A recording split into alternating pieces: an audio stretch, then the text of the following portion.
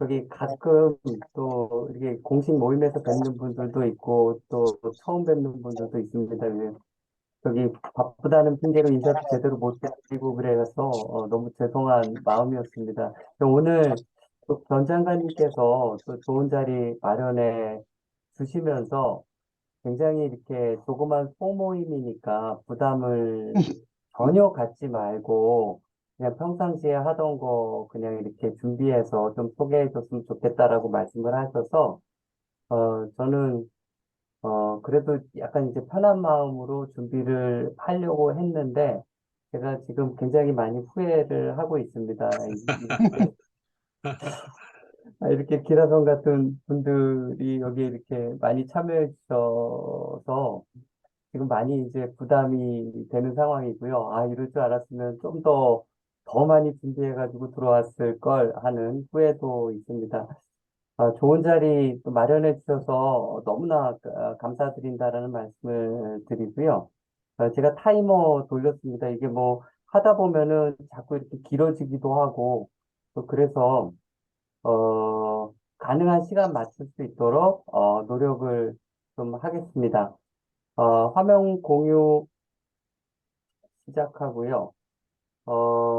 오늘 말씀드리고 싶은 내용은 이 수도권 솔림이 가져오는 사회경제적 대가가 무엇인지에 대해서 여러 가지 내용을 소개해 드리겠지만 제가 이제 뭐 여러 강연이라든가 이런 거를 통해서 좀 말씀드리는 내용 여기 이제 혹시 처음 들으시는 분들도 있을 것 같아서 그거와 그 다음에 사회경제적 대가가 어떤 건지, 우리가 얼마나 심각한지를 인식하려면은 대중들에게 좀 이해되기 쉬운 어떤 그런 언어, 그 다음에 이해되기 쉬운 어떤 수치, 이제 이런 걸로 좀 보여줄 필요가 있지 않을까라는 고민을 했었고요. 그 고민을 좀 담아서 최근에 어떤 모델을 좀 개발을 해서 이 모델을 좀 한번 테스트하는 작업을 하고 있습니다. 그래서 오늘 말씀드린 내용은 완성본은 아니고요. 이런저런 좀 모양새를 갖춘 모델을 통해서 수도권 쏠림이 우리 사회의 지속 가능성을 얼마나 크게 해할 수 있는지 이제 이런 거에 대해서 이제 고민을 하고 있는데 중간 정도 진행이 됐습니다. 그래서 여기서는 이제 그거를 좀 소개해 드리는 시간을 갖고요. 또 여기 계신 분들이 또 국내 최고의 전문가 분들이시니까 좀 조언을 주시면은 저도 그 조언을 받아서 조금 더 노력해서 또 좋은 모델, 또 좋은 결과 도출할 수 있도록 했으면 좋겠다라는 바람으로 중간에 이제 그런 내용을 좀 집어넣습니다. 아, 목차는 크게 다섯 곡, 교수님 혹시 전체 보기로 해주실 수 있나요? 전체 보기? 저 위에 보시면 보기라고 되어 있죠. 보기. 보기 어, 누르시고, 네. 뭐, 저 맨 위에 뭐, 보면 툴에 바에 보기라고 되어 있죠. 이 보기 누르신 다음에 전체 화면으로 좀. 더보기 네. 여기요. 그맨 위에 하고, 파일 옆에 편집 옆에 보기. 아, 네네. 파일 여기에 옆에 뭐가, 편집 옆에 보기. 오케이. 그 보기를 네네. 누르시고 전체, 전체 화면 모드. 밑에서 세 번째 줄 전체 화면 모드. 네네네. 오케이. 네, 네, 됐습니다. 고맙습니다. 예, 저도 이제, 이제 그 컴퓨터 잘 못 다루는 세대 된 것 같습니다. 그, 그 첫 번째 꼭지에서 좀 말씀드리고 싶은 내용은요. 이 청년 인구의 유출이 지금 굉장히 빠른 속도로 가속화되고 있다라는 것. 그 다음에 이 가속화되는 속도가 몇 년 전부터 정말 심각한 양상으로 진행되고 있다라는 것. 그리고 제가 생각하기에는 이 청년 인구의 유출이 지금은 초입 단계고 앞으로 더 심화될 가능성이 있다라는 것 좀 말씀을 드리고 싶고요. 두 번째는 이렇게 지역이 어려워지는 이유는 이런 그러니까 출산율이 낮은 것도 문제가 되기는 하지만 기본적으로 청년 인구의 유출인데 그 청년 인구의 유출의 근본적인 원인은 뭐, 정부의 정책 등등 뭐 여러 가지 요인들도 있겠지만 가장 근본적인 요인은 산업적 요인이다라는 것을 강조드리고 싶어서 이 두 번째 꼭지를 집어넣습니다. 산업 구조의 변화와 맞물린 인구 이동 현상에 대해서 두 번째 꼭지에서 좀 설명을 드리고요. 세 번째 꼭지에서는 이제 모델 시뮬레이션을 했습니다. 그러니까 이 상태를 그대로 내비둔다면 우리가 강한 정책적 개입이 없다라면은 기존의 추세로 계속 가게 된다라면은 우리는 어떤 미래를 맞이하게 될 것인가에 대한 내용을 모델링을 통해서 좀 한번 좀 추정을 한번 해보려는 노력을 했고요. 이거는 아직 ING입니다. 그래서 이제 완성된 형태는 아니고요. 제가 요 부분에 대해서는 좀 많은 전문가분들의 좀 도움과 조언을 좀 받고 싶다라는 좀 말씀을 좀 드립니다. 네 번째는 제가 이제 해결책으로 보니까 우리나라는 정말 격동기를 겪고 있는 것 같습니다. 인구 구조 이제 변화 측면, 그 다음에 공간 구조 변화 측면도 그렇고요. 근데 이제 인구 구조 변화를 보고 또 세대별로 인구 이동의 양상을 보다 보니까 이런 트렌드를 잘 이용을 해서, 우리나라가 앞으로 겪을 15년, 한 20년 정도의 여러 가지 충격을 완화시킬 수 있는 버퍼가 되는 어떤 그런 수단을 만들어낼 수 있지 않을까라는 생각에 청년, 그 다음에 베이비 부머 세대로 나눠서 이걸 투 트랙 전략으로 저희가 뭔가를 해볼 수 있지 않을까라는 어떤 그런 이야기를 담았습니다. 마지막으로는 이 네 가지 국제 내용을 정리해서 종합 정리하는 어떤 그런 내용을 담았고요. 청년 인구의 유출을 보면은 이게 이제 20년 전으로 돌아갔습니다. 2001년부터 최근까지의 추세를 보면은 이게 이제 수도권으로의 인구의 순이동 양상을 보여주고 있습니다. 그러니까 수도권은 계속적으로 흡입력이 있었습니다. 그 비수도권 인구를 흡입을 했지만 2002년 월드컵을 유치했던 이 시기를 20년만 저희가 딱 보면요.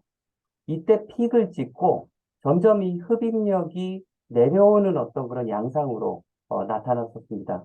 그리고 2010년, 11년부터는 좀 스테이블한 기간을 한 몇 년 정도 갔다가 2015년부터 급속히 바닥을 찍고 올라오는 양상으로 나타나고 있습니다. 그래서 제가 지금 여기다가 시점에 한번 좀 주목을 해주십사 여기다 표기를 했는데요. 최근에 제가 이제 그 저거위 그 부위원장님과 이제 대담하는 어떤 그런 신문사 거기서 얘기하다 이게 중앙일보가 마련한 자리였는데요. 중앙일보 기자분이 이제 이 15년이 무엇이었냐에 대해서 굉장히 그 어떤 일이 있었냐에 대해서 굉장히 많이 이렇게 궁금해하시고 그러시더라고요. 저희가 대략적으로 보면요, 조금 이따 이제 보여드리겠지만 2015년에 수도권 집중 현상이 굉장히 강하게, 수도권의 흡입력이 굉장히 강하게 나타나기 시작을 했고요. 그다음에 두 번째, 2014년, 15년을 기점으로 해서 수도권의 주택 가격이 또 빠른 속도로 폭등하기 시작을 했습니다. 근데 정말 이게 우연인지 아닌지 모르겠지만 저희 합계 출산율도 OECD 국가 중에서 그냥 바닥이었습니다. 계속 바닥이었는데 2015년을 기준으로 해서 그 바닥이었던 합계 출산율이 굉장히 빠른 속도로 또 꺾어지기 시작을 합니다. 그래서 2015년에 뭔가가 되게 이렇게 맞물리면서 좀 사회적인 변화가 일어났다라는 거 좀 말씀을 드리고 싶고요. 이거는 예전에는 농촌의 붕괴에 대해서 많이 이야기가 나왔었고요. 그 다음에 2000년이 지나면서 중소도시의 붕괴 얘기가 또 많이 나왔었습니다.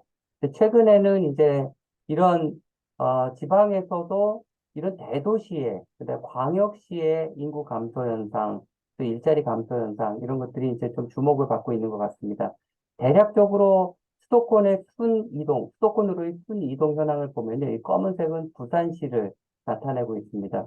이렇게 그 Y축은 순이동 플러스 마이너스를 고려한 명수를 나타내고 있고요. 계속적으로 2001년부터 보면은 줄어들다가 2015년을 바닥으로 해서 다시 튀어오르는 양상으로 나타나고 있고요. 2020년에 약간 이렇게 오름세가 꺾인 거는 코로나의 영향으로 볼 수 있는 것 같습니다. 다른 도시들도 마찬가지입니다. 다른 광역시들도 대략적으로 2015년을 바닥으로 해가지고 이렇게 계속 튀어오르는 현상이 발생을 하고 있고요.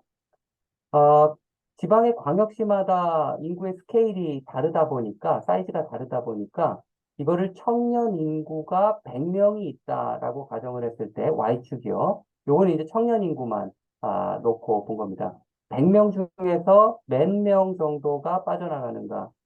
대략적으로 보면은 2001년도에, 부터 시작을 해보면은, 이런 흡입력이 셌다가, 내려갔다가 스테이블한 단계를 지나서 다시 오름세로 전반적으로 이런 오름세를 나타내는 어떤 그런 경향을 보이고 있습니다.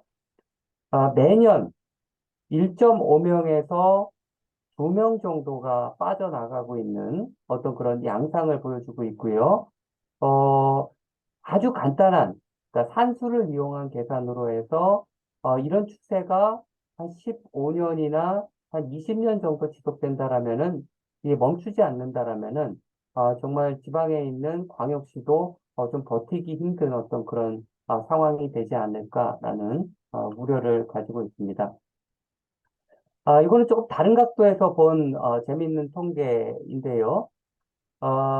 저희가 이제 신문지상에서 보게 되면은 광역시를 중심으로 이렇게 분석한 거, 그러니까 공간 연구하는 사람으로서는 조금 이제 좀 맞지 않는 이야기일 수도 있겠다라는 생각이 듭니다. 왜냐하면은 그 광역시는 실제적으로 그 주변 지역의 도시들과 굉장히 큰 상호작용을 하면서 대도시권을 형성하고 있기 때문에 대도시권의 입장에서 한번 본 어떤 그런 통계를 보여드리고 있습니다. 여기 지금 마우스 포인터 보시면요.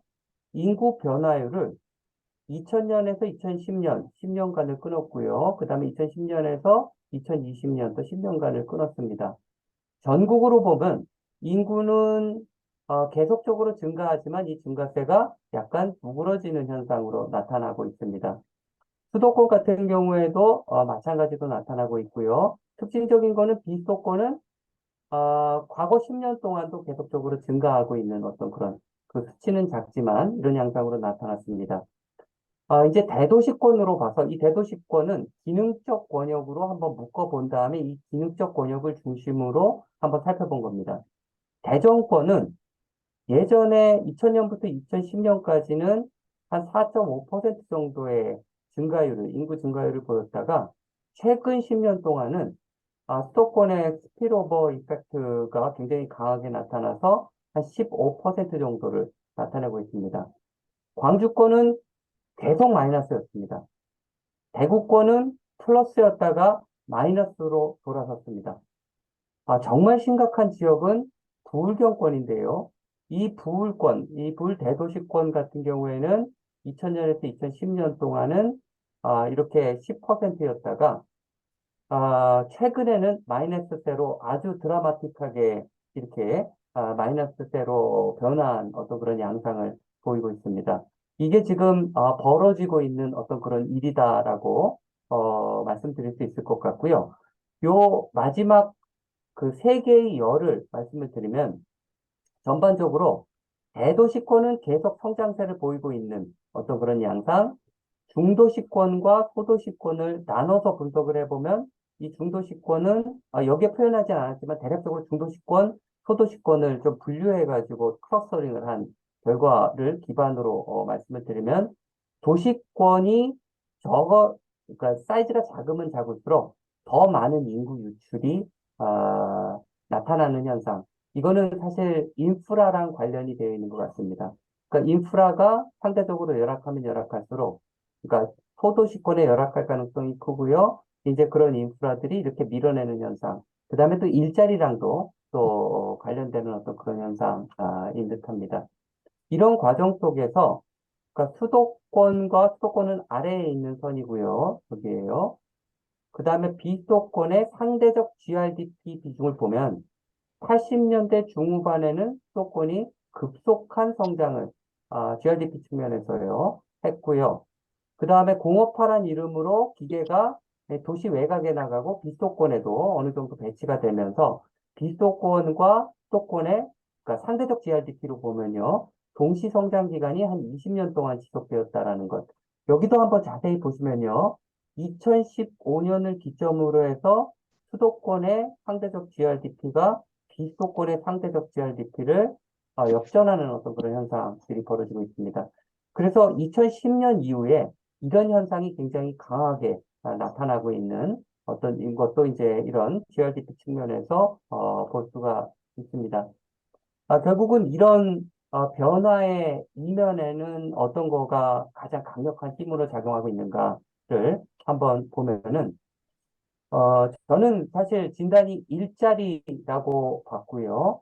그 일자리가 이런 산업혁명의 과정 속에서 특히 4차 산업혁명이 만들어내는 특히 키워드가 이제 가장 큰 키워드가 연결이라는 키워드 아닙니까? 이런 융복합이 필요한 공간, 도시적 공간, 밀도 있는 공간, 소통이 가능한 공간, 다양한 전문가가 존재하는 공간. 이 공간을 기업들이 예전보다 더 많이 선호하는 어떤 그런 현상. 그리고 청년들도 그런 공간 속에서 서로 소통하고 교류하면서 뭔가 지식을 쌓아가고 그 지식이 기업을 통해서 부가가치로 연결되는 어떤 그런 구조를 가지지 않았나라는 어떤 그런 생각을 하고 있습니다. 그래서 해외에서도 이건 이제 런던의 킹스 크로스 세인트 판크라스를 보여드리고 있는데요. 해리포터로 우리나라에서 유명해진 이 지역에, 그러니까 저는 이제 학교가 이 부분에 있어서 사실은 워킹 디스턴스였는데, 제가 학교를 다니는 동안에는 절대 갈 수 없는 지역이었습니다. 굉장히 낙후되고 또 노후화되고 위험한 지역이어서 안 가봤다가 코로나 바로 전에 런던을 방문했을 때 친구들이 제일 먼저 데려갔던 곳이 여기입니다. 굉장히 핫플레이스가 되었다라고 해서 여기에 이제 펍에서 좀 놀았던 기억이 있는데, 정말 굴지의 기업들이 뭐 구글이라든가 삼성이라든가 여기 주변에 모여 있고요. 그다음에 세인트 마운튼 이 디자인 학교가 여기에 또 돼 있고 여기 아래에 이제 이런 굉장히 이렇게 그 팬시한 펍들, 레스토랑들이 이렇게 자리 잡고 있는 것들을 볼 수가 있었습니다. 이 기업, 그다음에 상업, 문화 등등, 그다음에 대학 이런 것들이 이런 광역교통의 결절점에서 어우러지면서 이렇게 잘 되는 공간이 계속, 좀 융성하는 어떤 그런 현상들이 나타나고 있다라는 것. 이것도 이제 제가 이제 외부에서 좀 많이 소개해 드리는 어떤 그런, 슬라이드 중에 하나인데요. 그럼 산업 구조의 변화가 얼마나 빠르게 변하는가를 보면은 이 미국 주식 시장에서의, 시가총액으로 탑 10에 들어간 기업들의 어떤 변화를 보시면요. 2009년입니다. 그렇게 멀지 않은 과거였는데, 이렇게 보라색으로 표현된 건 페트롤 기업들입니다. 여기 페트롤 차이나가 있고요. 엑슨모빌 등등이 있습니다. 근데 5년이 지난 2014년도에는 애플이라든가 여기 알파벳이 구글이죠. 마이크로소프트가 이렇게 빠르게 치고 올라오는 어떤 그런 양상으로 나타났습니다. 그리고 2019년 또 5년이 지나서는 완전히 이렇게 주황색 이렇게 IT 기업들이 페이스북까지요. 이렇게 거의 주식시장의 시가총액 기준으로 또 압도해버리는 어떤 그런 양상으로 나타났습니다. 이 주식시장은 사람들이 산업의 미래를 어떻게 보느냐, 굉장히 이렇게 돈이 오가는 굉장히 이렇게 치열한 곳이기 때문에 이런 어떤 산업 구조 변화의 흐름을 반영하고 있다라는 것. 특히 2010년 이후에 초연결, 초연결 사회로의 변화가 시작되면서 이런 류의 빠른 변화가 산업에도 이루어지고 있다라는 것. 우리나라도 마찬가지로 국토연구원 연구 그 슬라이드인데요. 2015년 이후 이렇게 카카오나 네이버가 굉장히 빠른 속도로 이렇게 치고 올라오는 어떤 그런 양상으로 나타나고 있습니다. 이런 거를 보면은 사실 이런 밸류 체인, 산업의 가치 사슬의 변화와 굉장히 긴밀하게 맞물려 있는 것 같습니다. 그러니까 예를 들어서 예전에는 자본과 노동력의 결합으로 이제 최적 결합을 통해서 최적 생산량을 결정하고 이런 리니어 구조 속에서, 선형 구조 속에서 제품을 뭐 기획을 한다든가, 그 다음에 제품을 생산하고, 그 다음에 리테일까지 가고, 그 다음에 커스터머까지 이어지는 이런 구조를 가졌는데, 플랫폼 기업들이라든가 이제 이런 첨단 기업들은 이런 각각의 과정들이 뒤섞이거나 서로 융합되면서 다른 양상으로 나타나는, 그러다 보니까 다양한 전문가들이 모여 있는 공간, 그리고 조금 더 새로운 혁신 인재, 이것들을 받아들일 수 있는 혁신 인재들을 구할 수 있는 공간이 점점 떠오르고 있다라는 것. 이런 과정 속에서 이 청년 인재들은 대학을 졸업 후 이렇게 빽빽한 공간, 소통할 수 있는 공간, 다양한 사람을 만날 수 있는 공간으로 모이고 또 이런 공간들을 공간들로 옮기는 기업들은 이런 혁신 인재를 구하기 쉬운 상황이 이제 된 거죠. 그래서 예전에 저희 도시계획학에서 이제 네. 굉장히 큰 논의가 있었습니다. 그러니까 job이 people을 따라가는지, people이 job을 따라가는지.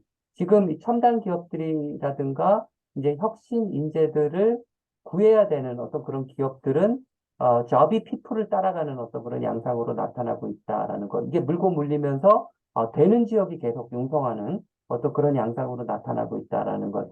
그러니까 중간 정리를 해보면요. 이 산업 구조의 변화, 4차 산업혁명 시대에 이런 혁신 기업들, 청년들이 선호하는 혁신 기업들이 이런 청년 인재가 이제 고급 부가가치로 청년 인재를 구할 수 있는지 없는지가 부가가치랑 직결되기 때문에 입지 선호 현상이 조금 더 다른 양상으로 나타나고 있다는 겁니다. 4차 산업혁명은 우리나라만 나타나는 어떤 그런 현상이 아니기 때문에 OECD 보고서에서도 X축에서는 도심 지향형 일자리들, Y축에서는 연봉을 표시하고 있습니다. 일사분면에 있는 이런 것들을 보면은 컨텐츠, 바이오, 그 다음에 의학, 그 다음에 비디오, 그 다음에 뭐, 그 뮤직 레코딩, 사운드 레코딩, 이런 좀 컨텐츠, 그 다음에 4차 산업혁명 시대에 뭐 IT, 비즈니스 서비스가 차지를 하고 있고요. 또 이게 연봉을 많이 주다 보니까 청년들이 더 선호하게 되고 청년들이 인터널 마이그레이션을 강하게 일으키는 어떤 그런 요인으로 작용하고 있다라는 내용을 OECD 보고서에서도 보고를 하고 있다라는 것.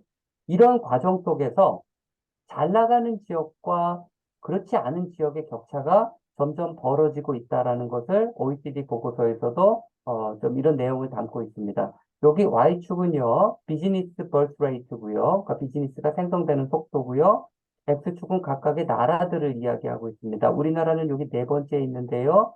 제일 빠른 속도로 비즈니스가 생성되는 곳이 캐피탈 리전이고요. 수도권이고요. 가장 느린 속도로 생성되는 곳이 경상북도 리전. 이 정도의 격차를 보이고 있습니다. 다른 나라도 우리나라보다 비슷하거나 더 많은 이런 격차를 벌이면서 공간적 부익부 빈익빈 현상이 나타나고 있다라는 것을 OECD 보고서에서도 보여주고 있습니다. 이 추세를 그대로 내비두면은 우리는 어떤 미래를 맞이할 수 있을까 좀 고민을 좀 해보면서 최근에는 저희가 받는 이제 이 사회적 비용, 그다음에 경제적 비용이 어떤 건가를 나타낼 수 있는 가장 좋은 어떤 기법이 있을까? 그래서 최근에 좀 노력해봤던 게 시스템 다이나믹스라는 기법을 통해서 아마 되게 이렇게 익숙하실 겁니다. 로마 클럽 보고서에서 그 사실 아 그러니까 미래 예측 모델로 썼던 거죠. 로마 클럽 보고서가 70년대인가요? 한번 이 발간된 이후 굉장히 이렇게 전 세계 사람들의 어떤 그 공포심을 어떤 그 굉장히 이제 강한 메시지를 전달을 했었는데요. 지구가 지속 가능하지 않다라는 어떤 이제 그런 이야기를 하고 있는데 이거는 이제 시스템 다이나믹스는 그러니까 이런 류의 모델 구조를 가지고요. 이건 전통적 계량 모형과는 좀 차이가 있습니다. 전통적 계량 모형은요, 종속 변수 하나에 영향을 주는 다양한 독립 변수들, 변수들을 고려해서 이거를 계량 모형화해서 개수를 추정하고 그 개수를 해석하는 방식으로 진행되는 반면에 시스템 다이나믹스는 여러 변수들을 놓고 여러 변수들이 어떤 방식으로 서로 맞물려서 연계되어 있는지, 그 다음에 영향력의 방향은 어떤 건지, 그 다음에 영향의 강도는 어떤 건지, 이런 것들을 다 집어넣고 시스템적 관점에서 좀 바라보는 어떤 그런 내용을 담고 있습니다. 생각보다 시간이 좀 많이 지나서 조금 빠르게 진행을 하겠습니다. 어, 시스템 다이나믹스를 구축함에 있어서 6가지 부문으로 났습니다. 인구 부문, 어, 여기에는 인구 수뿐만 아니라 출생, 사망, 전입, 전출 같은 것들을 고려했고요. 인구 부문뿐만 아니라 산업 부문, 여기 고용자 수가 이제 키 변수가 됩니다. 토지 이용은 이제 토지 가용성, 그다음에 주택 부문 같은 경우에는 주택 수뿐만 아니라 주택 가격 변수도 집어넣습니다. 그다음에 교통 부문, 이제 이거는 사실 인프라 중에서 가장 중요한 거대 인프라로 포함되고 또 지역 발전에 굉장히 이렇게 밑바탕이 되는 어떤 그런 거기 때문에 교통 부문을 집어넣고요. 그 다음에 재정 부분 모델을 새롭게 만들었습니다. 이 교통과 재정 부분 모델은 이 시스템 다이내믹스에서 좀 집어넣기 힘들었고 집어넣지 못했던 부분이었는데 요번에 한번 좀 집어넣고 좀 러프한 모델이라도 한번 돌려보려고 노력을 했습니다.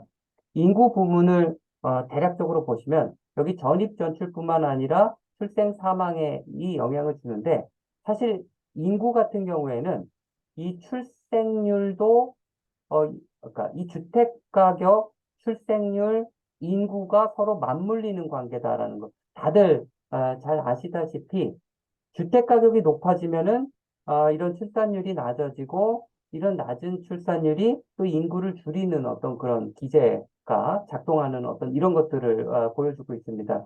그래서 실질적으로 쏠림 현상이 주택 가격을 높이는 현상, 출생률에 영향을 주는 현상, 그 다음에 인구에 주는 현상, 그 다음에 또 감은 여기는 이제 주택 부분에 대한 어떤 그런 내용이고요. 이것도 인구랑 맞물려 있고요. 그 다음에 산업 부분은 일자리랑 또 맞물려 있습니다. 여러 가지 변수들이 또 일자리랑 맞물려 있다라는 거. 그리고 또 교통 부분 같은 경우에는 도로와 철도를 집어넣어서 이 도로와 철도가 또 지역 발전에 어떤 영향을 주는지, 토지 이용 부분 같은 경우에는 이제 뭐 주거용지, 상업용지, 공업용지, 그 다음에 토지 점유율 등등으로 나눠서 승수 모형을 통해 가지고 뭔가 추정하려고 노력을 했었고요.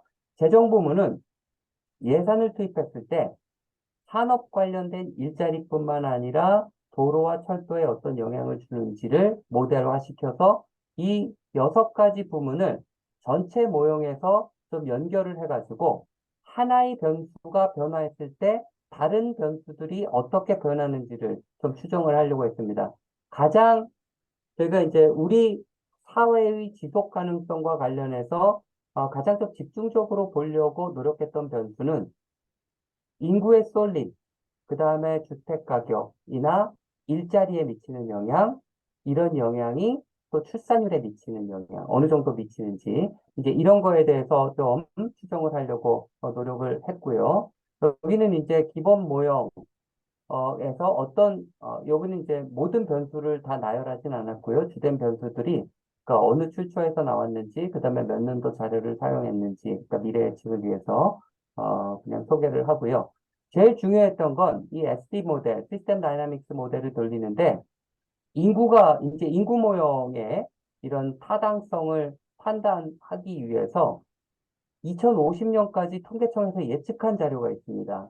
그래서 저희가 과거 자료를 이용해서 이런 시스템 다이나믹스를 돌리면은 이런 통계청 자료와 어느 정도 일치하는지를 한번 좀 검증하는 어떤 그런 작업을 했고요. 수도권 인구 결과를 비교하니까 이게 상당히 예측력이 높았습니다. 그리고 비수도권 결과도 2050년까지 예측한 게 상당히 예측력이 저희 시뮬레이션에서 높았고요. 이건 이제 베이스 모델입니다. 그러니까 과거의 추세가 이 베이스런이요. 베이스런 모델인데요. 과거의 추세가 계속된다라는 가정하에 예측을 하게 되면 전국 단위, 비수도권 단위, 수도권 단위 인구 예측이 2050년까지 통계청과 그렇게 큰 차이가 나지 않더라라는 어떤 그런 결과를 얻었었고요. 수도권 인구와 비수도권 인구를 실제 이렇게 보다 보면은 이게 이제 비수도권 추세입니다. 비수도권은 이제부터 계속적으로 줄어들고 있고요. 그 다음에 수도권 같은 경우에는 한 2035년을 피크로 해가지고 줄어드는 양상으로 나타나고 있습니다. 이게 아직까지 이 모형이 이게 이제 사실 아직까지는 이게 밖으로 나가는 건 조금 부담이 되는 이제 이런 자료입니다. 계속 지금 튜닝 중이기 때문에 한 2040년 정도를 기준으로 해서 수도권과 비수도권 간의 격차가 굉장히 그 큰 상태로 나왔고요. 비수도권에서 수도권으로 이동하는 인구가 점점 줄어들 수밖에 없습니다. 하지만 수도권 내에서도 출생률이 떨어지고 상황이 안 좋아지기 때문에 수도권도 급격히 내려가는 현상이 벌어지고 있고요. 결국 격차는 한 2040년 정도를 픽으로 해서 수도권과 비수도권 간의 격차가 줄어드는데 둘 다 상황이 안 좋아지는 어떤 그런 상황으로 나간다라는 거. 일단 시뮬레이션 초기 결과는 이렇게 나타났다라는 것. 저희가 좀 관심 있게 봤던 거는 그럼 출생률 측면에서는 어떻게 이제 변화하는가 보게 되면은 그 출산율이 아니라 이제 출생률, 1000명당 출생률을 기준으로 해가지고 시뮬레이션을 했었는데요. 보니까 이게 저희가 이제 초기 값을 조금 높게 집어넣습니다. 대략적으로 한 5명 정도에서 이제 왔다 갔다 하는데요. 이 추세를 보고 이제 목표는 이걸 좀 정확하게 추정을 하되 저희 모델에서는 2100년까지를 추정하는 것을 목적으로 하고 있습니다. 통계청은 2050년이지만 저희는 2100년까지 어떤 비헤이비어를 모형에서 보이는지 이 베이스런을 기준으로 계속적으로 보려고 하고 있고요. 주택 가격 같은 경우에는 오른쪽이 비수도권 모형입니다. 인구는 이렇게 계속 줄어들고 있고요.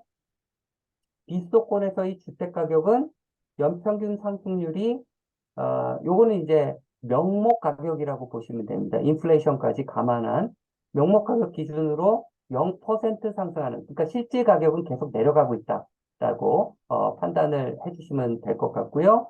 그 다음에 수도권 같은 경우에는 요게 이제 인구의 변화고요. 주택 가격이 이게 좀 조심스럽습니다. 이거를 보고 수도권이 더 주택 측면에서 희망이 있다라고. 그러니까 이거 모형은 일단 이렇게 나왔습니다. 수도권 같은 경우에는 계속적으로 주택 가격이 증가하고 사실 인구 감소 이후에도 증가하는 양상으로 지금 나오는 어떤 그런 추세고요. 하지만 전반적으로 연평균 상승률을 보면 한 2% 정도고 이 2% 정도는 물가 상승률과 비슷하거나 물가 상승률에 못 미치는 어떤 그런 상승률로 나타나고 있다라는 것. 주택 측면에서는 이런 상승률 자체가 그러니까 주택 투자 자체가 사실은 그렇게 예전만큼 수익을 받는 구조는 아닐 수도 있다라는. 근데 사실 전반적인 인구 감소의 영향과 맞물리고 있다라는 거 말씀을 드리고 싶고요. 이 정책 대안별 시뮬레이션을 한번 해봤습니다. 그러면은 저희가 예산 투자를 할 때 비수도권에 적극적으로 투자를 했을 때 어떤 차이를 낼 수가 있는가? 그래서 베이스런 시나리오, 그러니까 비즈니스 애즈 유주얼 모델이라고 합니다. 그냥 추세대로 나왔을 때 어떤 그 시뮬레이션 모델과 비수도권에 좀 적극적인 투자를 했을 때의 모델인데 사실 액수를 그렇게 크게 집어넣지는 않았습니다. 그러니까 연간 3.7조를, 이거 좀 설명이 길어서 노트치를 집어넣은 거 그냥 생략을 하겠습니다. 3.7조를 30년간 비수도권에 투자했을 때, 그 다음에 정책 시나리오 B 같은 경우에는 30년간 매년 5.5조를, 큰 액수는 아닙니다. 어떻게 보면요. 이건 뭐 사실 뭐, 뭐 도로에 대한 투자도 뭐 이걸 균형발전 예산으로 볼 수 있는지도 이게 다 경계가 다 애매하기 때문에 아무튼 5.5조를 이렇게 투자했을 때의 어떤 그런 시나리오를 보면 이 시나리오가 가장 니치 베이스 시나리오를 나타내고 있고요. 요것도 계속 이제 저희가 튜닝이 필요한 작업입니다. 그 A 같은 경우에는 100조당 88만 명 증가. 생각보다는 사실 크지는 않았습니다. 그 다음에 B 시나리오, 조금 더 예산을 1년에 5.5조를 더 투자하는 시나리오는 102만 명이 증가하는 어떤 그런 결과를 냈습니다. 그러니까 제가 이 수치가 지금은 중요하다라는 게 아니라 이런 방법론을 통해서 조금 더 정교하게 만들어서 이런 방법론이 뭔가 희망을 보여줄 수 있을 것인가? 아니면 이게 충분하지 않다면 또 다른 어떤 방법이 있을 것인가에 대해서 고민하는 게 이제 첫 번째였고요. 그 다음에 또 하나는 초광역 협력 시나리오에 대해서 조금 한번 구상을 해봤습니다. 이것도 굉장히 초기 모델, 그러니까 초기의 초기 버전이다라고 말씀을 드릴 수가 있을 것 같고요. 숫자가 정확하다라고는 말씀을 드릴 수가 없을 것 같습니다. 지금 상황에서요. 한번 보시면요. 여기는 조금 다르게 했습니다. 하나는, 그러니까 지금도 이게 약간 민감한데, 불경 지역을 잡아서요. 불경 초광역 협력 사업에 대해서 논의가 있었을 때 그 계획을 가지고 불경 지역을 잡아서 이거를 나누기 n으로 분산 투자를 했을 때 이 액수를 그리고 저희가 생활권 분석 여기에는 소개해 드리지 못했지만 이게 좀 길어가지고요. 어, 생활권 단위로 클러스터링을 하고 그 클러스터링 내에서 거점이 어디인지를 분별을 해가지고 한 10개 내외의 거점에 집중적으로 나눠서 투자를 했을 때, 그러니까 분산 투자 시나리오와 거점 투자 시나리오를 나누되 아까 한 것처럼 1.2조와 1.8조를, 또 여기 1.2조와 1.8조를, 나눠가지고 계속적으로 이제 투자했을 때의 어떤 시나리오입니다. 그래서 이런 시나리오들이 그러니까 어떤 거를 낼 수 있는지, 특히 거점은 분산 투자했을 때보다 조금 더 좋은 효율을 가져오는 어떤 그런 양상으로 나타났습니다. 나중에 뭐 이렇게 보면은 이제 효율성과 형평성을 이런 결과 속에서 어떻게 논의할 수 있는지가 좀 관건이 될 수도 있겠다라는 거. 저희가 뭐 상생기금이라든가, 그러니까 거점 투자를 하고 상생기금이라든가 아니면 세제 개편이라든가 아니면 결합정비, 결합 개발 방식이라든가 이런 거를 통해서 어떻게 교차 보존할 수 있을 것인가도 같이 맞물려 논의가 되어야 되는 부분이 아닐까 생각을 하고 있고요. 요거는 이제 거점 투자 시나리오입니다. 이게 조금 약간 결과가 흔들려서 이제 방법론만 좀 유심히 봐주셨으면 좋겠고요. 거점이 분산 투자 시나리오보다 효율성을 더 갖는 구조로 나타났다라는 것.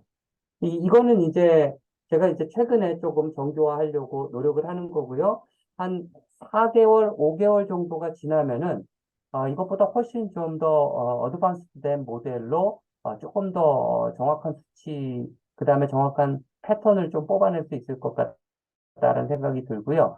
지금 집중하는 거는 그러니까 이런 투자의 결과가 쏠림을 어느 정도 완화시키는지, 그다음에 그렇게 완화된 쏠림이 출산율에 어떤 영향을 주는지, 그러니까 이제 이런 것들이 공간 정책이 실질적으로 이런 출산율에 영향을 줄 수 있는데 어느 정도 영향을 주는지를 좀 계량적으로 좀 이해될 수 있는 어떤 그런 수치를 가지고 설명을 할 수 있지 않을까라는 어떤 그런 바람을 가지고 조금 노력했던 어떤 그런 좀 모델이고요.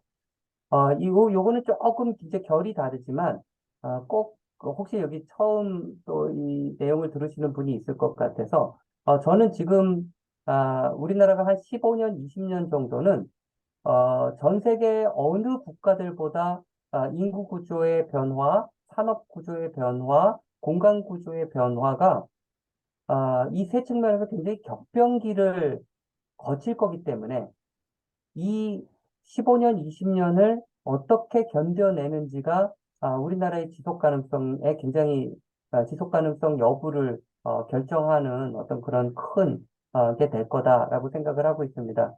그중에서 제가 이제 좀 집중해서 봤던 부분은 인구 구조 변화를 좀 집중적으로 봤고요.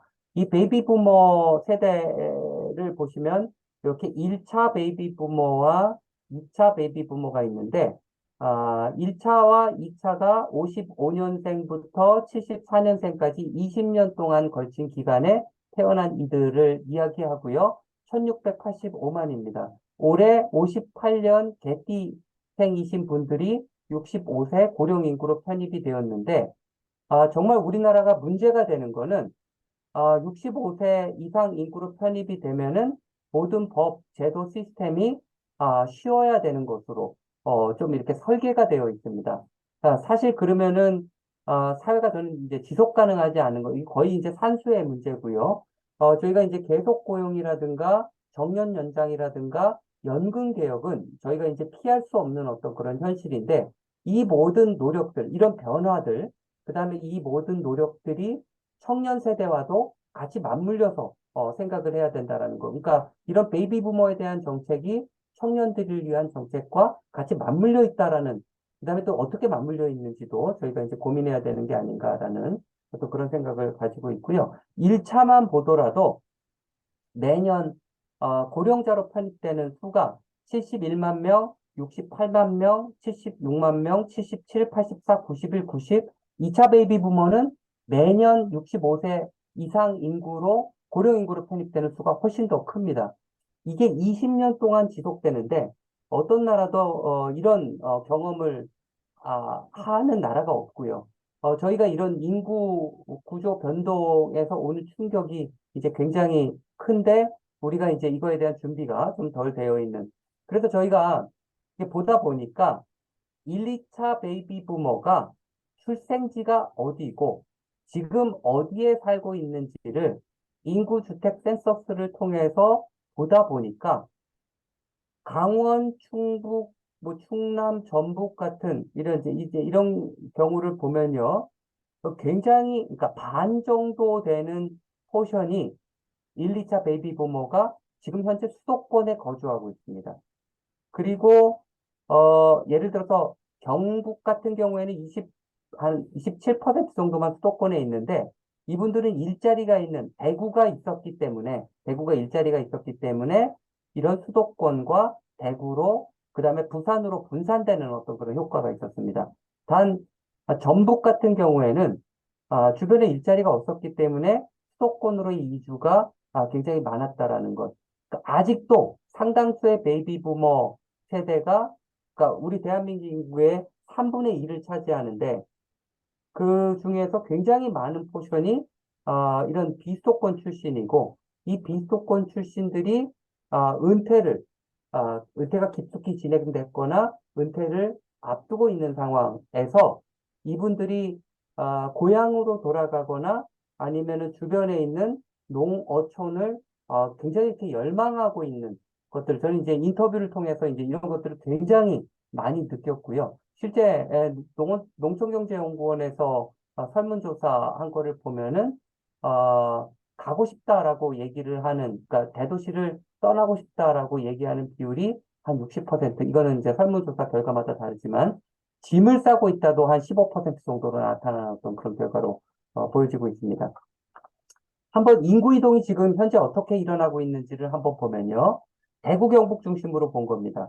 시계 방향으로 이 왼쪽 부분으로 이렇게 꺾어지는 거, 시계 바늘의 왼쪽 부분으로 꺾어지는 건 이 대구 경북 중심의 유출 상황을 이야기하고 있습니다. 지금 대구 경북에서 엄청난 인구가 수도권으로 유출되고 있습니다. 그리고 시계에서 오른쪽 방향, 바늘이 오른쪽 방향으로 이렇게 꺾어지는 거는요, 유입 인구를 이야기하고 있습니다. 그리고 색깔을 보시면요. 파란색에 가까울수록 청년 인구들을 이야기하고 있고요. 그 다음에 빨간색에 가까울수록 중장년층을 이야기하고 있습니다. 대구 경북 상황이 딱 이렇습니다. 대구 경북만 보게 되면은 청년 인구들은 굉장히 거대한 흐름이 수도권으로 향하고 있고요. 그 다음에 이 빨간색의 흐름은 주변에서 대구 경북 지역으로 계속 이렇게 오는 흐름입니다. 그래서 저희가 농촌 지역으로 유입되는 인구를 연령별로 딱 보면 1차, 2차 베이비 부머에 딱 걸립니다. 근데 저희가 여기에 추임새를 어떻게 넣을 수 있는가가 실질적으로 이 지역에 이 베이비 부머는 그러니까 산업화 세대와 굉장히 다른 속성을 가지고 있는 또 능력도 있고 교육 수준도 높고 또 경제적 성공의 경험도 있고 이런 베이비 부머를 어떻게 유치할 수 있는가가 실질적으로 일단 이 격변기의 버퍼를 마련하는 굉장히 중요한 수단이 아닌가라고 생각을 하고 있고요. 전국적 차원에서 청년 인구가 이제 들어가는 곳은 제주도밖에 없습니다. 이렇게 파란색으로. 그리고 나머지는 다 이렇게 수도권으로 유입되는 양상이 굉장히 강하게 나타나고 있다라는 것. 이런 상황 속에서 베이비 부머의 유턴, J턴, I턴은 턴은 아니지만 일본 학자가 이렇게 써서 이렇게 많이들 계속 사용하고 있는 것 같습니다. 그 다음에 여기 빠진 O턴, 여기 이제 5도 2천, 왔다 갔다 하는 어떤 그런 인구들. 이런 것들을 보면은 제가 이제 유턴 인구만 수정을 해봤더니 이것도 어마어마한 인구가 됩니다. 예를 들어서 수도권에서는 지방 출신 베이비 부머의 숫자가 440만 정도가 됩니다. 여기서 10%만 옮겨도 44만이 빠져나갈 수 있다라는 거고요. 이분들이 집을 처분하지 않고 빠져나가도 임대차 시장에 물량이 굉장히 많이 나오게 되는 어떤 그런 상황이고, 임대차 시장의 가격 안정화가 이 매매 시장에서의 가격 안정화를 또 유도하는 어떤 그런 결과가 나올 수 있다라는 어떤 그런 생각을 하고 있습니다. 이 베이비 부머가 이동성 제약이 있습니다. 주머니에 돈이 없기 때문입니다. 계층별로 보면은 돈이 제일 많은 계층인데, 그러니까 연령 계층에서 보면요. 하지만 오래 살다 보니까, 그 다음에 언제 그러니까 사망 시기가 점점 늘어나다 보니까, 지금 가진 돈으로 여생을 살 수 있을까라는 어떤 그런 의구심이 들기 시작을 했고요. 실질적으로, 이런 통계 자료를 보게 되면은, 아, 은퇴를 앞둔 그룹을 상중하 경제적 수준에서 나눠가지고 보게 되면 최소 생활비에도 못 미치는 대부분이, 그러니까 우리나라 사람들의 실정이 이렇다라는 겁니다. 그래서 이런 상황 속에서 어떤 귀한 기촌 정책을 내놓을 수 있을 것인가라는 거. 이 단초를 봤던 거는요, 그러니까 서화초등학교 모델이었습니다. 폐교 위기 직전에 LH, 그 다음에 농촌경제연구원, 여기 계신 분들이 굉장히 이제 익숙한 어떤 그런 모델이라서 그냥 간단하게만 설명드리면은, 이 폐교 위기에 처했던 어떤 그런 학교가, 이런 LH의 주택 공급이 매일 임대주택, 그 노력으로, 그 다음에 이 지역 주민들이 학생 모심위원회를 만들어서, 굉장히 이제 많은 노력을 또 했었고요. 또 여기 지역 그 업체 중에서 일부 업체가 또 고용 약속을 했던 거죠. 뭐 결과적으로는 효과가 크진 않았지만 이제 이런 어떤 그런 노력을 했고 이런 그래도 아직도 어려움이 있지만 이렇게 희망적인 모델이 있었다라는 것. 여기서 조금 힌트를 얻어서 그러니까 삼자 연합 모델 이렇게 조금 말이 어려운데 이 삼자라는 게 지금의 메가 트렌드 속에서 약자가 될 가능성이 큰 삼자, 아니면 너무나 소중한 자원인데 잉여화될 가능성이, 그러니까 저활용될 가능성이 큰 삼자를 꼽으라 그러면, 공간적으로는 비수도권 지역, 특히 중소도시, 농어촌 지역이 너무나 귀한 자원인데 잉여화될 가능성이 크다라는 거. 두 번째, 산업 경제적으로는 중소기업이 대기업에 비해서 굉장히 열악한 환경이고 굉장히 구인난을 겪고 있고 또 어려움을 겪고 있다라는 것. 그 다음에 인구 사회학적으로는 청년 세대도 어렵지만 베이비 부머 세대도 사실 굉장히 어려운 상황에 있다라는 것. 그래서 이 약자인 삼자가 개별적으로 존재할 때는 계속 약자, 가 될 수밖에 없는 어떤 그런 상황이 될 수밖에 없는데 이 약자인 삼자가 뭔가 힘을 합쳐서 뭔가를 해본다면 시너지 효과를 얻을 수 있지 않을까. 이게 굉장한 사회 경제적 파급력을 만들어내지 않을까라는 겁니다. 그래서 베이비 부머가 비수도권 지역, 또 농어촌 지역, 중소도시 지역에 가서 이런 중소 업체와 결합하면서 풀타임은 아니지만 파타임으로 일하는 형태를 만들어 보면 어떨까라는 거. 그래서 최근에는 그러니까 함양이 이제 이런 성공 경험이 있고 또 함양군에 있는 공무원분들이 이게 성공 경험이 있어서 그런지 굉장히 이렇게 적극적이시더라고요. 그래서 이분들께 조금 이렇게 좀 한번 같이 좀 해보시겠습니까? 그래서 일자리를 한번 좀 가장 큰 게 이제 일자리였기 때문에 일자리를 좀 볼 수가 제가 있겠습니까? 그때 이 정리를 해 주시더라고요. 그래서 이런 모델이 있는데 이런 모델이 작동하겠습니까? 그래서 함양군에 계신 분들도 고개를 절레절레해요. 아, 여기는 일자리가 없습니다. 그래서 그 리스트를 보고 그러면 한번 인터뷰를 해보지요. 라고 해서 함양에 혹시 아시겠지만 인산가라는 곳이 있습니다. 그 죽염 만드는 거 코스닥 상장 기업입니다. 거기뿐만 아니라 산업단지에 있는 몇 개 업체들을 방문을 해가지고 인터뷰를 진행을 했습니다. 너무너무 좋아하시는 거예요. 그래서 우리도 파타임으로 한, 한 이틀 일하시거나 3일 일하시는 분이 그 서울에서 나 아니면 대도시에서 고급 인력이 오셔가지고 뭔가 이제 이런 좀 일을 약간의 일을 도와줄 수만 있다면 우리한테 너무 도움이 되겠다. 그래서 제가 이제 반대로 이제 그러면 월급은 어느 정도 됩니까? 대략적으로 보면은 한 100만 원에서 120만 원 정도. 근데 저희 그 정부 프로그램으로 굉장히 많은 프로그램들이 있습니다. 고용노동부에서는 중장년을 고용했을 경우 중소기업이 한 2년 동안 30만 원을 보조하는 어떤 그런 정책들. 그 다음에 또 그 교육부에서도 일부 교육부 이제 공무원 분들께서 관심을 굉장히 크게 기울이시더라고요. 이런 게 있으면은 이 지역 대학이랑 연계해서 쿠폰을 발행한다든가 그래서 평생교육 프로그램을 좀 운영할 수 있게끔 하는 어떤 그런 것도 가능하지 않을까라는 거.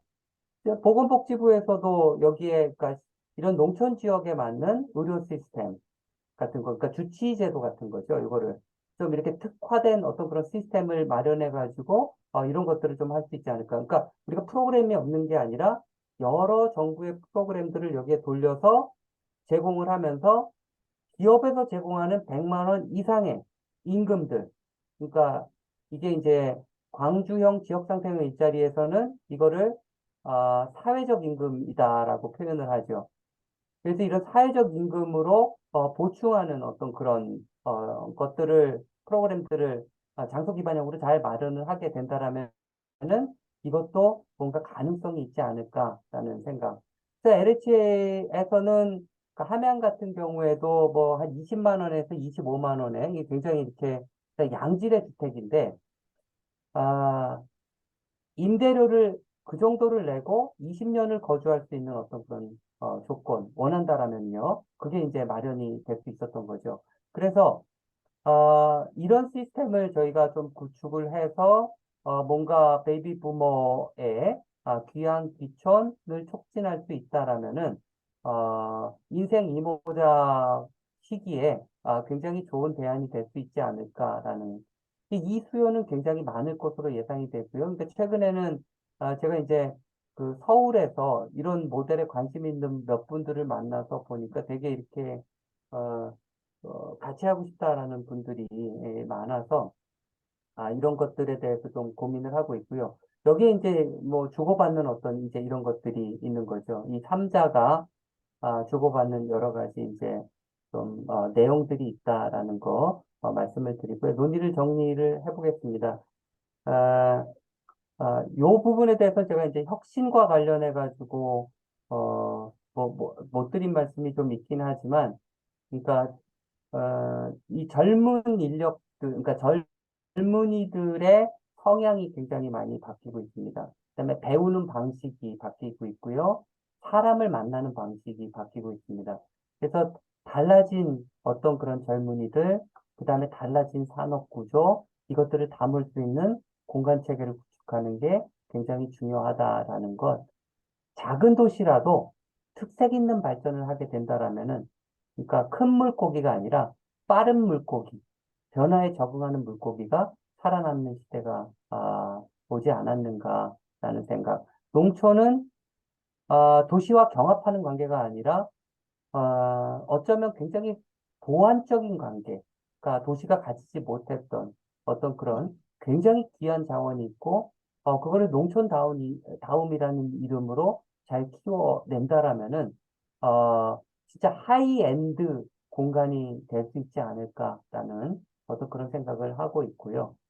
그래서 이게 도시 같은 경우나 농촌도 다 마찬가지입니다. 그러니까 혁신 공간의 세개 조건을 여러 이제 연구에서 얘기하고 있는데요. 밀도를 가능한 높이는 것, 외곽 개발을 금지시킴으로써, 그 다음에 다양한 사람들이 모일 수 있는 다양성을 확보한 공간, 다양한 사람들이 높은 밀도에서 살면서 서로 소통하는 공간, 이런 공간을 어떻게 도시에 만들 것인가, 농촌의 작은 거점으로 만들 것인가, 여기에 들어가는 하드웨어 사업은 무엇인가, 하드웨어 사업 속에서 서로 소통하게 하는 소프트웨어는 무엇인가, 그다음에 정부 지원 사업도 이런 구조 속에서 좀 고민되었으면 좋겠다라는 것. 단, 저희가 거점에만 신경 쓰다 보면, 어, 지역 내에서도 이런 빈익빈 부익부 현상이 발생할 수 있기 때문에, 기본적으로 여러 제도를 통해서 이익이 교차 보전되는 어떤 그런 방식으로 여러 정책 제도를 설계해 나가는 게 필요하다라는 말씀을 드리면서, 너무 다양한 얘기를 갑자기 말씀드려서 조금 이해가 어려우실 수도 있는데요. 제가 이게 아니면 기회가 없을 것 같아가지고 그냥 한 번에 그냥 다 모아서 설명을 드렸습니다. 여기까지 하도록 하겠습니다. 감사합니다. 네, 아유, 수고 많으셨습니다. 딱 1시간 동안 많은 주제를 설명해 주셨는데요. 그 지역 학자들 중에 하여튼 저랑 이제 가장 많이 공감하는 분 중에 한 분이시라서 어쨌든 뭐 저로서는 상당히 좀 이렇게 감명 깊고 상당히 또 인상적인 주제들이 많은 것 같습니다. 저도 나중에 한번 기회가 되면 몇 가지 한번 좀 여쭤보고 싶은 것도 많고 또 처음으로 시도한 것도 있는 것 같습니다. 이렇게 시스템 다이내믹스 이용해서 정책 시나리오 분석까지 하신 것도 저는 이제 처음 봤는데요. 어쨌든 우선 이제 지정 토론 두 분 의견을 먼저 듣고 다른 분들께서 편하게 좀 질문하시고 또 토의하시면 될 것 같습니다. 우선 저 김영수 센터장님 네, 반갑습니다. 저는 소리가 지금 안 나와요. 소리 안 들리십니까? 들립니다. 좀 작게 소리가 들립니다. 작아요. 작아요. 소리 예. 오늘 마강래 교수님 발표 굉장히 잘 들었습니다. 마 교수님이 지금 소리가 안 들려요. 들리긴 들려요? 들리는데 소리가 좀 작게 들립니다. 좀 더 크게 할 수 없을까요? 말씀을? 예, 좀 크게 하겠습니다. 마 교수님 발표나 세미나에 참석하는 걸 저는 굉장히 좋아하고요. 반가워하는데요. 지역 문제를 바라보는 시각이나 관점이 저하고 많이 비슷해서 마 교수님한테 많이 배우고 있기 지금 때문에 잘 안 들리거든요. 어, 잘, 잘 안 들리세요? 네네. 얼굴을 컴퓨터에 좀 가까이 대세요. 좀 예, 먼 것 같다.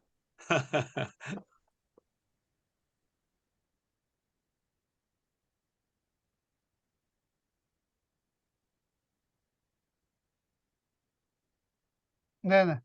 예. 특히나 그 수도권 집중의 원인에 대한 관점에서 저하고 거의 완벽하게 동일한 관점들을 보여주셔서 큰 우군을 만난 듯한 생각을 갖고 있고요. 요거에 대해서는 조금 뒤에 다시 제가 좀 추가해서 말씀을 좀 드리도록 하겠습니다. 오늘 그 마 교수님의 발표의 주요 내용과 기여는 아까도 우리 변창흠 장관님 말씀하셨습니다만 시스템 다이나믹스 방법을 통해서 지역 인구 문제의 어떤 미래 전망이나 초강력권 정책의 효과에 대해서 시뮬레이션 결과를 보여주신 것이라고 할 수 있겠습니다. 여러 정책 영역 중에서 지역 발전 문제처럼 복잡한 시스템 갖고 있는 경우가 많지 않기 때문에 복잡게 시스템을 분석하는 데 유용한 분석 틀이라고 할 수 있는 시스템 다이나믹스 방법론을 제시한 것은 앞으로 우리 연구계의 큰 자산이 되지 않을까 이렇게 기대를 합니다. 또 한 가지 요즘 지역 상황을 보면은 너무 암울한 측면들이 많은데요. 1차 베이비부머들이 이제 앞으로 어떻게 지역 선택을 해 나갈 것이냐에 따라서 지역 발전에 어떤 중요한 모멘텀이 될 수 있다는 점들을 보여주신 거는 굉장히 앞으로의 어떤 희망을 보여준 것으로서도 인상적이라고 생각을 합니다. 제가 주로 지역 산업의 관점에서 균형 발전 문제를 보기 때문에 저는 대도시권과 산업도시를 중심으로 한 거점들을 주장을 하고 있는데 마 교수님은 대도시권 내 거점, 그다음에 중소도시 내 거점, 농어촌 내에서도 거점 이런 것들을 지역 위계에 따라서 다양하게 구축해야 된다. 그리고 이들 간의 연계 네트워크 구조를 잘 갖추도록 해야 한다는 이런 어떤 제안들을 제시하셨습니다. 예전에는 저처럼 대도시권 중심의 초강 여건의 관점을 중시하시는 것으로 봤었는데 최근에 조금 더 관점이 좀 더 확장되고 있으신 것 같은 생각이 듭니다.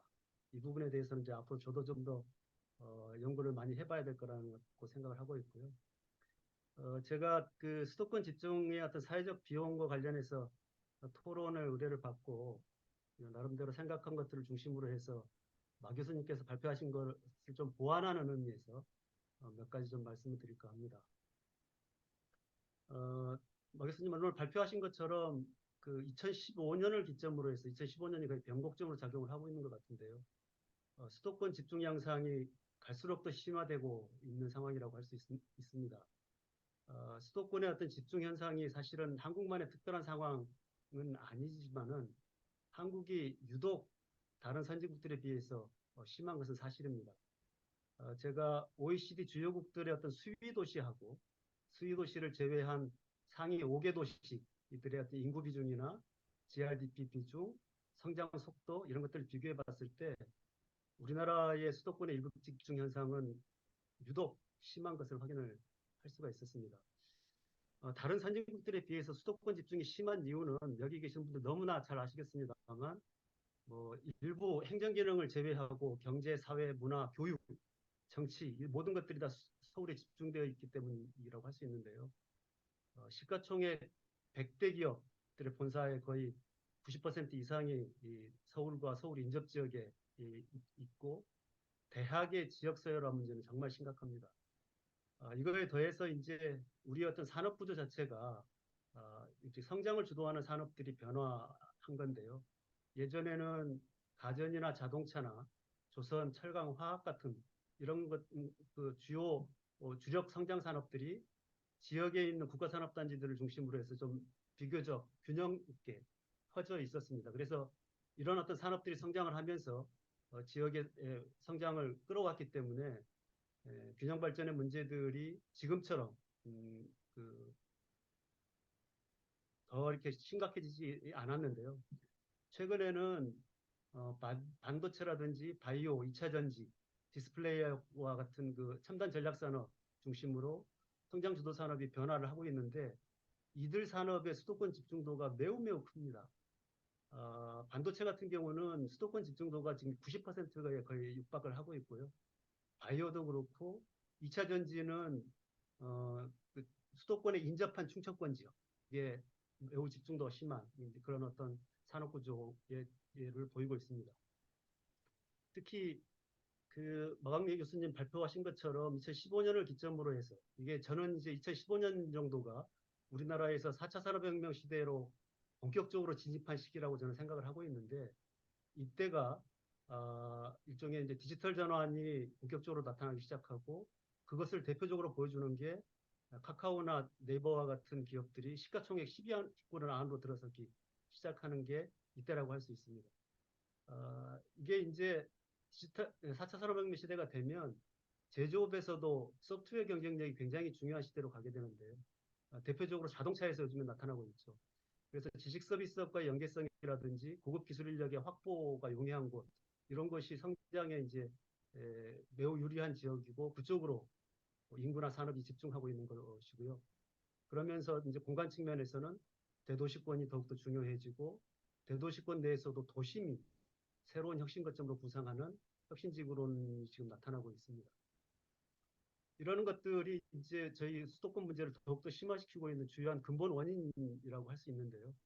오늘 이제 주된 논의가 되는 어떤 수도권 집중의 사회적 비용 문제는 사실은 산출하는 게 굉장히 어렵습니다.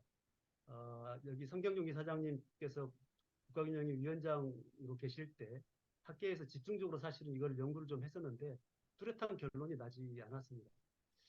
근데 이제 저는 지금 시점에서는 정말 이 수도권 집중의 비용과 편익을 좀 정말 좀 면밀하게 좀 살펴보고 비교해 볼 필요가 있는 그런 어떤 시기가 아닌가 이런 생각이 듭니다. 산업이나 일자리나 인구, 교육, 문화 모든 측면에서 편중도가 너무 심하고요. 그 편중의 속도가 더욱더 가속화되고 있기 때문에 그렇습니다. 근데 이제 기본적으로 중앙 집중형 국가에서는 특정 지역에 과도하게 집중할 수 있는 가능성이 매우 큽니다. 항상 열려 있습니다. 일종의 이제 이중의 미스매치나 이중의 시장 실패가 저는 작동하기 때문이라고 생각을 하는데요. 그 첫 번째는 뭐냐면 개인들이 수도권에 이주를 하거나 기업이 수도권에 입지를 해서 공장 시설을 뭐 산업 시설을 입지해서 이제 운영을 하는 이런 것들에 따른 편익은 개인이나 기업들한테 귀속이 되는 반면에 그에 따른 어떤 비용은 사회적으로 분담하는 구조입니다. 그러니까 개인이나 기업의 입장에서 보면 편익이 항상 비용보다도 사회적으로 분담하는 것보다도 자기가 내는 것들은 항상 더 작기 때문에 특정 지역에 적정 수준을 넘어서 과도하게 집중할 수 있는 가능성이 상존합니다. 더 나아가서 이 집중의 어떤 사회적 비용을 해당 지역에서 거둔 세금으로만 투자를 하는 것이 아니라 우리나라는 지금 국세와 지방세 비중이 75대 25 정도가 되는 거잖아요. 그 실제로 지출은 지역에서 60% 이상을 차지를 하고 있습니다. 그래서 국세로 다른 지역에서 거둔 세금으로 특정 지역에 여러 그러니까 집중에 따른 어떤 비용 문제, 예를 들면 광역교통시설에 대한 투자를 한다든지 택지지구를 조성하면서 인프라에 투자를 한다든지 환경 저감 비용을 지출한다든지 뭐 교육시설을 짓는다든지 이런 모든 그 사회적으로 분담하는 그런 어떤 비용들을 그 지역 내에서 거둔 세금만으로 하는 것이 아니라 국세로 충당하는 경우가 너무 많습니다. 그래서 이제 이런 게 그 일종의 개인의 편익과 사회적인 비용 분담, 그 다음에 지역의 어떤 수익자 부담 원칙이 잘 작동되지 않는 어떤 미스매치, 이 두 가지가 같이 결합이 되면서 이중의 시장 실패가 나타나고 있는 거고, 그에 따라서 수도권의 집중이 가속화될 수밖에 없는 구조라는 거죠.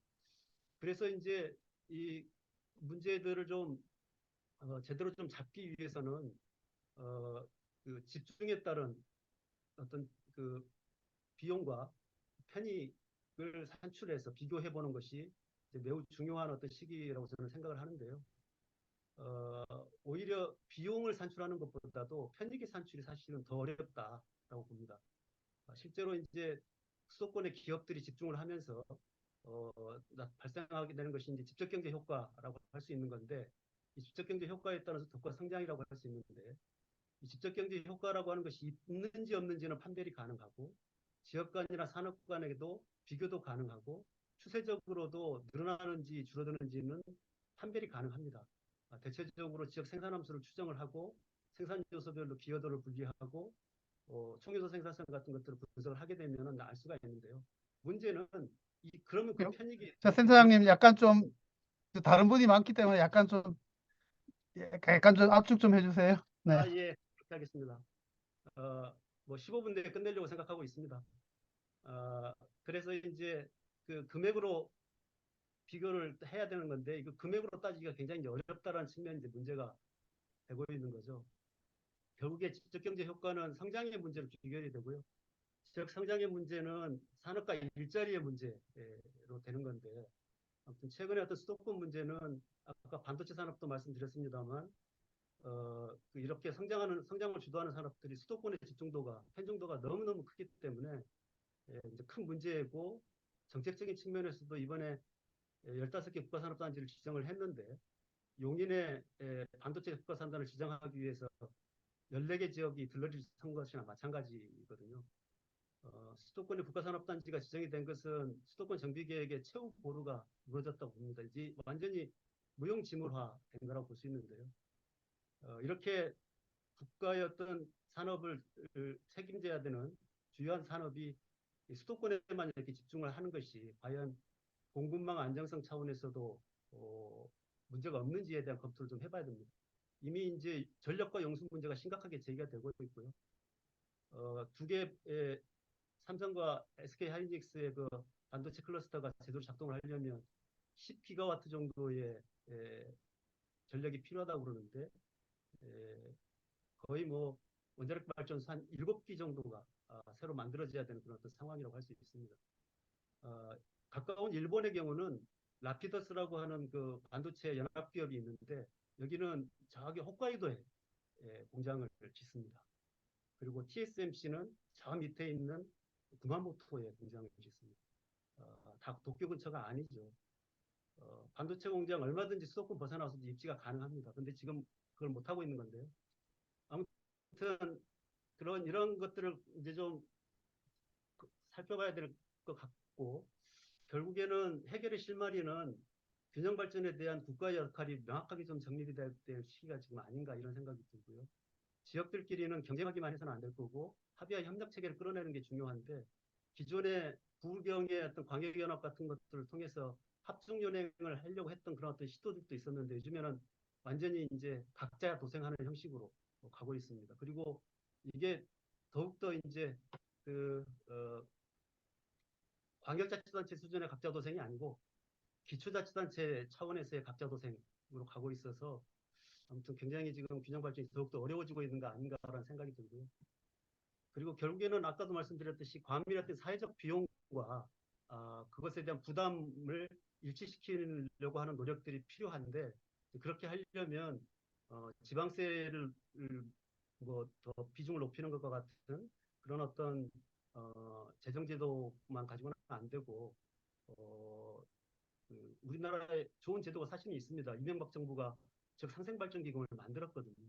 지금은 그 지역 상생발전기금을 만들었던 그 시기보다도 훨씬 더 후퇴를 하고 있는데 이런 그 지역 간의 어떤 수평적 재정 조정 제도 이런 것들을 좀 더 발전시켜 나가는 것들에 대해서 논의를 좀 많이 해야 되지 않겠나 이런 생각이 듭니다. 네, 이상으로 마치겠습니다. 감사합니다. 네, 고맙습니다. 아주 이게 포괄적으로 지역 균형 발전, 불균형의 효과, 뭐 원인, 구조, 해법까지 주셨고 특히나 이 오늘 주제가 수도권 쏠림의 사회경제 대가인데 이 사회적 비용과 편익의 측정 문제에 대해서 본질적인 그 문제에 대해서 말씀해 주셨습니다. 상당히 좀 앞으로 깊이 있게 또 논의해 봐야 될 주제들이 많은 것 같습니다. 상당히 좀 의미 있는 토론이었던 것 같습니다. 다음에는 조이스 총장님. 예, 예. 네. 혹시 목소리가 잘 들리나요? 이제 시원하게 들립니다, 드디어. 예, 예. 지금 뭐 휴대폰으로 일단 옮겨서 이렇게 네. 했습니다. 오늘 그 마강래 교수님 발표를 잘 들었습니다.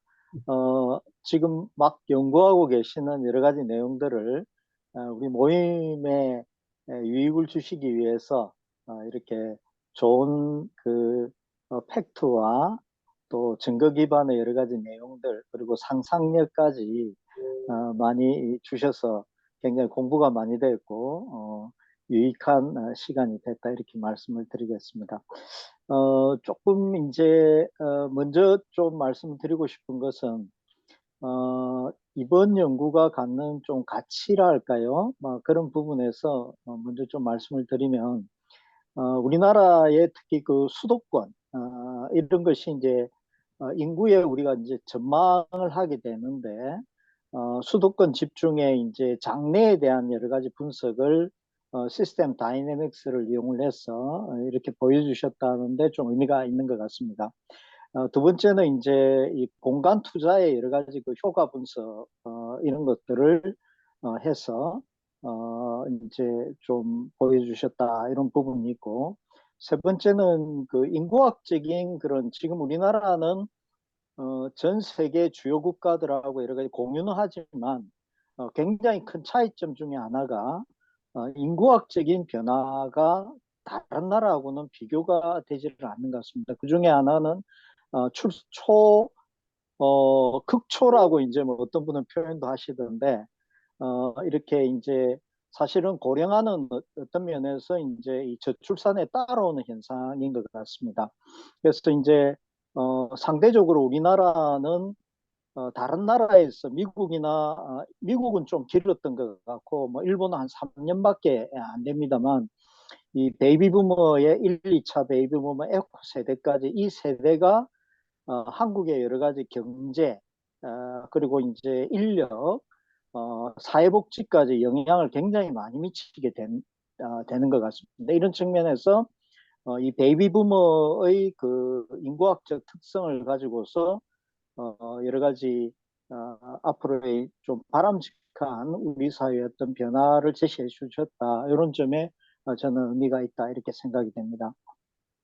제가 발표를 들으면서 이제 한 두 가지 측면이 아마 오늘 많은 것을 설명하시다 보니까 제가 조금 이해가 부족했던 그런 부분이 한 두 가지가 있는 것 같습니다. 하나는 거점이 이제 분산보다 성과가 더 크다 이렇게 말씀을 입증을 하셨던 그런 내용인데 이때 거점 중심의 투자라고 하는 것이 공간적인 그 단위를 어떻게 설정하고 거점과 분산을 어떻게 나누는 것인지 이게 이제 좀 규명이 될 필요가 있을 것 같습니다. 왜냐하면 결국은 이제 이 뒷부분에서 대도시, 중소도시, 농촌과 같은 생태계라는 그런 말씀은 주셨긴 한데 결국 베이비 부머가 중소도시로도 가겠지만 기본적으로 농촌으로 가게 됩니다. 이런 부분들은 오히려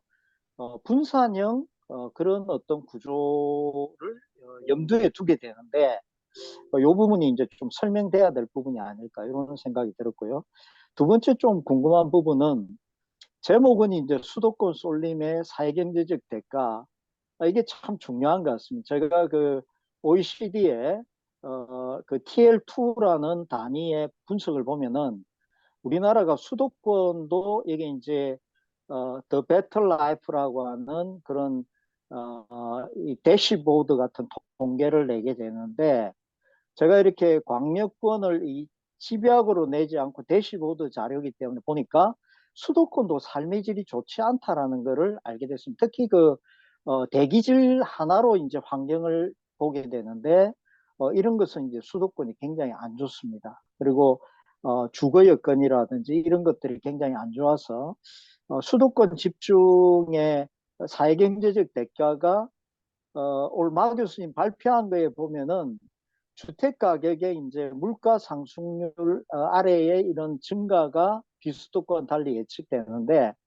수도권 쏠림의 사회경제적 대가가 크지 않지 않느냐 이런 생각이 좀 들었어요. 그래서 이런 부분들은 이제 향후에 제가 볼 때는 수도권 쏠림이 이제 주거 문제가 굉장히 큰 것 같아요. 이게 지난 정권 재창출을 하지 못했던 아주 중요한 요인으로도 작용했고 여러 가지 우리가 이제 추가적으로 좀 생각을 많이 해야 될 부분이기도 한 것 같습니다. 어쨌든 그런 생각이 들었습니다. 그 다음에 이제 제 의견을 조금 말씀드리기 전에 마 교수님 오늘 발표를 들으면서 이제 우리도 약간 일본의 그런 어떤 흐름 속에서 참고해야 될 몇 가지 말씀을 좀 드리고 싶습니다. 우리나라의 이제 일본을 참고하는 데 대해서 좀 비판적인 그런 안목을 가지신 공간 이론가 분도 계십니다. 그런데 제가 볼 때는 고향납세라든지 이런 제도는 그야말로 이제 변죽만 울리는 그런 제도인데 이런 제도들이 좀 많이 들어왔던 것 같고 대신 이제 지난 아베 내각 때 동일본 대지진 이후에 여러 가지 공간을 바라보는 그리고 경제와 인구를 통합적으로 좀 보려고 했던 예를 든다면 창생계획이라든지 이런 것들에 우리는 좀 더 주목할 필요성이 있지 않을까 이런 생각이 듭니다. 우선 하나 말씀을 드리면은 일본은 그 5차 국토 및 지역 발전 계획 안에 광역 계획을 오랫동안 유지를 해왔습니다.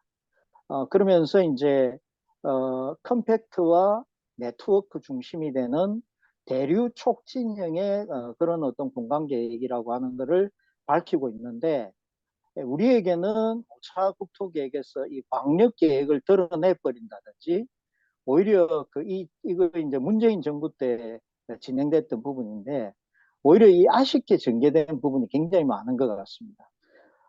그다음에 이제 아베의 창생 계획을 보게 되면은 계획 이름이 아예 마을 사람 일자리 부분이고 아베가 이걸 할 때는 이제 세 가지 화살이라고 하는 것을 내걸면서 이 디플레이션과 소비 촉진 그리고 인구에 대한 저출산과 지방의 소멸 그리고 수도권 분산이라고 하는 게 이 속에 다 들어가 있는데 우리의 그 국토 계획은 이런 좀 종합적인 그런 어떤 비전이 있었던가 이런 생각이 듭니다. 달리 말씀을 드리면 일본은 성공은 하지 전 못했다고 봅니다. 그리고 큰 킬러 컨텐츠가 있었지는 않았지만 우리에게는 이 정도의 빅픽처를 만들려고 하는 그런 시도가 아예 지난 문재인 정부 때는 부재했다. 이게 이제 굉장히 아쉬운 부분인 것 같습니다. 그러니까 아까 이제 베이비 부머 말씀을 하셔서 그 일본의 지난 2016년도인가 17년도 그 아베 그 총리실에 나온 계획에 보면은 일본판 CCRC라는 게 있습니다. CCRC는 미국의 그 노인법에 따라서 Continuing Care Retirement Community라고 해서 노인의 에이징이라는 게 연속적으로 일어나기 때문에 연속적인 어떤 돌봄이 담보가 될 수 있는 그런 그 노인법에 있는데 일본의 그 일본판 CCRC라고 하는 그 개념 안에 보면은 일본에서는 이제 개우봄이라는 노인 장교양이 노인이 복지를 만날 때는 아플 때만 시작이 되기 때문에 그러지 말고 건강한 노인 때 이 사실은 자기가 살고 싶은 지역에 가서 수도권에 머물던 많은 인구들이 지방으로 분산이 돼서 건강하게 커뮤니티에 통합이 돼야 된다. 이게 일본판 CCRC입니다. 제가 좀 보니까 이런 부분도 상당히 의미가 있고 또 일본은 지역 포괄 케어라고 해서 돌봄이 우리처럼 건강보험공단이라고 하는 중앙정부가 보험자가 아니라 일본은 시정촌이 보험자가 되고 돌봄이라는 게 굉장히 안정적으로 구축이 되어 있습니다. 그래서 커뮤니티를 잘 활용한다는 것이죠. 그래서 이런 걸 보면은 오히려 우리가 이 지역 부분에 대한 정말 요즘 찐이라는 표현을 많이 하는데 찐한 그런 어떤 진정성의 정책이 매우 부족했다. 이런 말씀을 좀 드리고 싶습니다. 그 다음에 이제 마지막 한 3분 정도 제가 좀 생각하는 여러 가지 말씀을 좀 드린다면, 마 교수님께서 이제 좋은 그런, 이 책이나 발표를 통해서 의견을 많이 주시는데, 이 광역권은 꼭 우리가 이제 지방자치법 개정에 따른 광역특별 연합만 있는 것이 아닙니다. 그러나 어쨌든 세계 주요 국가들이 거의 이 메가시티 리전이라고 하는 이런 큰 흐름으로 갖고 있기 때문에 이런 부분에 대한 하나의 그 공간적 유용성이라는 그런 것들을 우리가 개발을 해야 되고 특히 이제 오늘 발표해 보시면은 이제 부울경 광역연합을 이제 예를 들어서 설명을 하셨는데 이게 지금 행정 통합으로 가겠다 했다가 지금 경제동맹으로 부산의 언론은 굉장히 비판하고 있는데 이게 이제 완전히 국민의힘으로 바뀌면서 흐지부지 되는 이런 실정에 있는데 광역연합은 1급 집중체제를 분산시킬 수 있는 좋은 정책 수단이다. 그래서 광역연합에 대한 말씀을 좀 드리고 싶고 두 번째는 4차 산업혁명이 이제 대도시 중심 이런 쪽으로 말씀을 하셨는데 공감이 됩니다. 그러나 제가 생각할 때는 지금 지난 정부에서 우리가 디지털 뉴딜이라든지 반도체 뉴딜을 이야기했습니다만 이게 결국은 K 뉴딜이라는 게 문 대통령이 뒤에 이제 이걸 바꾸긴 지역 뉴딜을 포함시켰습니다만 사실은 이거는 비수도권이 수도권과 산업적 경쟁을 저는 부산에 삽니다만은 거의 불가능하다고 봅니다. 그래서 4차 산업혁명 시대는 저는 중앙정부 주도형의 과학기술 기반을 마련해주는, 즉 제2차 공공기관 이전을 연구 개발의 기능을 하게 되는 과학기술 연구의 산하의 그런 인프라들과 결합시켜서 프랑스가 이제 이런 추진을 했다시피 K 테크노폴리스 같은 걸 만들어야 되지 않을까, 이런 생각이 두 번째로 제가 좀 제안드리고 싶고, 세 번째는 앞으로는 우리가 이제 국민들이 저출산과 더불어서 우리 국민이 행복하지가 않고 커뮤니티가 거의 파괴가 됐습니다. 그래서 저는 생각에 베이비 부모가 이렇게 이전을 해가고 하기에는 커뮤니티가 일정 정도의 복지와 보건의료와 육아와 교육, 주거, 심지어는 그 스마트 기반과 그린이라고 하는 이런 것들을 갖추는 커뮤니티에 대한 하나의 기준선이 필요할 것 같습니다. 그래서 이거는 지금 우리나라 맥락은 다르지만 모레노라고 하는 사람이 이제 파리에 이달고 시장하에서 그 15분 이걸 강조를 많이 하고 전 세계적으로 이 흐름이 있는 것 같아요. 이게 이제 소위 모레노가 이야기하는 하이퍼 프락시미티라고 하는 초근접성입니다. 그래서 저는 생각에 이런 것들을 이제 우리나라에서 거의 잊어버려진 그런 어떤 커뮤니티의 기준선을, 요거는 예전에 토니 블레어가 그 좀 오래됐습니다만은 90년대 말에 이 커뮤니티 비전을 만든 적이 있습니다. 예, 저는 그런 말씀을 드리고 싶고, 그 다음에 네 번째로서는 베이비 부머가 기농기초는 이미 제가 볼 때 기농기촌하는 인구가 수도권에 몰려드는 인구보다 조금 많은 것 같습니다. 그래서 이미 인구학적으로는 이런 변화가 있는데, 이거 외에도 이제 이 베이비 부머를 경제적으로 붙들어 두는 고용 연장이라든지 연금 개혁이 굉장히 시급하다, 이 말씀을 하나 같이 드리고 싶고, 마지막으로는 이 공간 문제를 우리의 그 사회적 문제와 인구학적 문제, 발전의 어떤 목적이라든지 이런 부분에 대한 좋은 신호를 줄 수 있는 그런 어떤 비전이 필요할 것 같아요. 근데 지난 정부에서는 사실은 여기에 대한 비전이 난 약했다고 봅니다. 코로나 극복이라든지 또 뭐 좋은 정책적 성과가 있었습니다만 미래를 내다보는 우리 국민들에게 좋은 신호를 줄 수 있는 그런 어떤 정치가 결합되지 못했던 이런 부분들이 있고, 상당히 그 공간적 정의와 형평성 균형 발전이 우리의 좋은 발전을 일궈낼 수 있다는 그런 어떤 사명지향성과 가치지향성이 결합된 공간적 비전을 만들어내는 것이 중요하지 않을까, 이런 말씀을 드리고 싶습니다. 조금 길어졌습니다. 마치겠습니다. 고맙습니다.